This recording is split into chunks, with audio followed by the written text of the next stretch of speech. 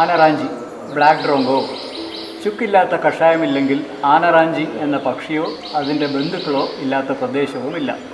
പേര് കേട്ട് പരിഭ്രമിക്കേണ്ട. ബുൾബുളിനേക്കാൾ അല്പം കൂടി വലുപ്പമേ ആനറാഞ്ചിക്കുള്ളൂ.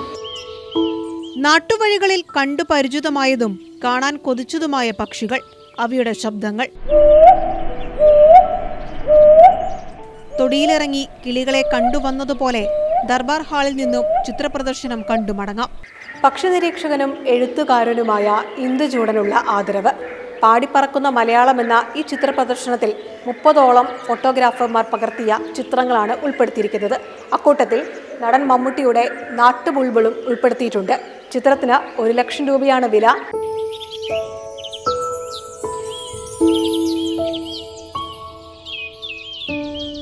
മമ്മൂട്ടിയുടെ കയ്യൊപ്പുമായി എത്തിയ ഇലത്തുമ്പിൽ വിശ്രമിക്കുന്ന നാട്ടുബുൾബുൾ.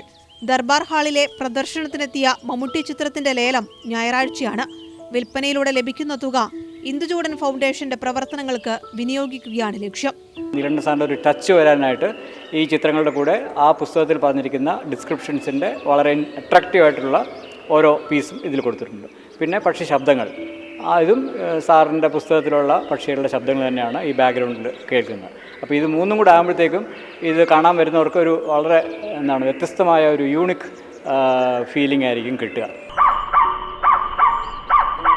കിളിപ്പാട്ട് കൂട്ടായ്മയിലെ മനോജ് കരിങ്ങാമടത്തിലും ജിഷ്ണു കെ കിഴക്കില്ലവുമാണ് പ്രദർശന ഹാളിലെ കിളികളുടെ ശബ്ദം പകർത്തിയത്.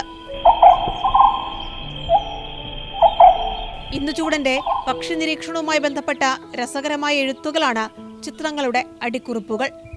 എഴുത്തുകാരൻ സക്രിയ പ്രദർശനം ഉദ്ഘാടനം ചെയ്തു. 2 ദിനം കൂടി ചിത്രപ്രദർശനം തുടരും. ക്യാമറമാൻ വിജേഷ് പുതുവാശ്ശേരിക്കൊപ്പം റിയ, മാതൃഭൂമി ന്യൂസ്, കൊച്ചി.